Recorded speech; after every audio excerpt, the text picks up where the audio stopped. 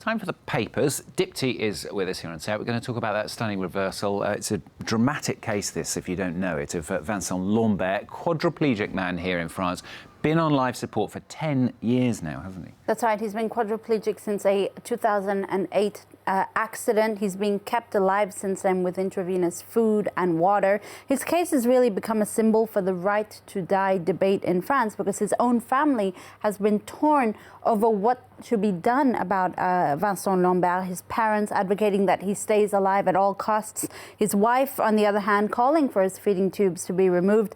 After several court rulings, doctors began switching off his life support. That was on Monday morning. In the late evening, though, a court ruling ordered doctors to continue his treatment, a stunning reversal that the local paper there in Reims, where this is all unfolding, calls a dramatic twist and a victory for his pro-life parents. Libération, the left-leaning paper here in France, calls it an extraordinary case that's making France confront its own stance on bioethics. Lambert, the editors of Libé, never got the chance to say what he wanted for his life. Instead, I quote, others are speaking on his behalf, in particular his parents, who are close to the circles of Catholic fundamentalism. Libération saying that the doctor's decision to remove his life support leaves his family in pieces, but is what should be done in terms of human rights. Yeah, very, very sad story, that one. Let's go to the UK now. This man's on a lot of the front of the papers there in the UK. Been doused with a milkshake. You may recognise him, Nigel Farage, during a campaign for the European elections. That's right. He was left milkshaken. That's what Metro says on his very good front page, or milkshook, if you like, if you want to be grammatically correct. A protester indeed dumped one on the British far-right leader during his rally in Newcastle yesterday. It comes as the Electoral Commission says it will be visiting the offices of Farage's the Brexit Party over allegations that it received a large amount of money via untraceable, undeclared payments. These allegations levelled by former British Prime Minister Gordon Brown. Well, that's one very important issue, of course, Dipti, but the one that's really got the papers talking is the new form of milkshake protesting that's getting everyone talking. Well, that's right, because Farage is actually, unfortunately for him, the latest in what's a series of unpopular right-wing campaigners being dumped with milkshakes. Milkshaking has become a symbol of protest, at least according to the Washington Post. I saw one paper call it the milkshake spring or milkshake uprising. The far-right UKIP candidate for the European elections was also milkshaken multiple times. Milkshaking replacing the previous form of egg throwing that we saw in Australia, for instance. The Daily Express, conservative British tabloid, quoting Farage's comments, that it was a mindless attack and an affront to democracy. The far-right leader blaming, quote, radicalized Remainers for this attack against him. I saw a tweet yesterday talking about the main issue for the European elections. Is it vanilla, strawberry or chocolate?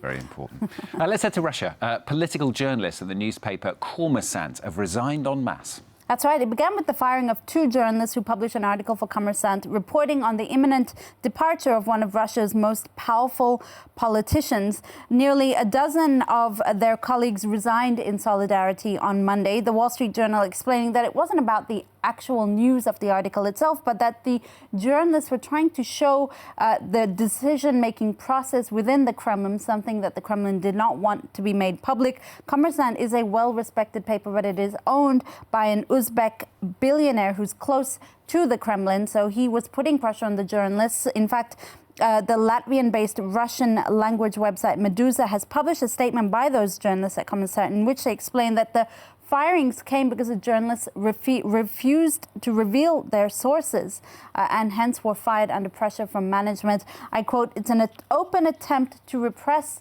free speech in Russia."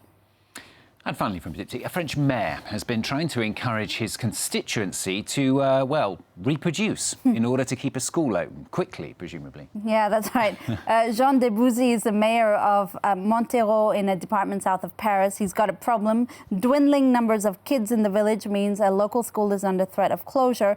So he issued a decree saying he's favourable to handing out those little blue pills, Viagra, to locals to encourage them to start making babies quickly, apparently. Okay. Obviously, he says it's a move more so to attract attention than actual lovemaking, I suppose. On that note, though, a new study shows that mothers in bonobo tribes also very interested in the sex lives of their sons. In particular, researchers were observing bonobo tribes in the Democratic Republic of Congo and found that mom bonobos not only set their sons up with fertile females, they stand guard while they copulate to ward off rivals, adding a whole new meaning to helicopter mothering, I guess. Yeah, I'm certainly glad that doesn't happen in humans. That would be incredibly highly strange, inappropriate, I think. Yeah, I think so.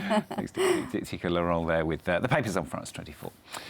Next half hour of the programme, we're going to continue our build-up to the European elections with today's Europe Report. And today, as part of that, we're reporting from Poland on how abortion has become a key campaign issue there. That's in our Europe Report in about 15 minutes.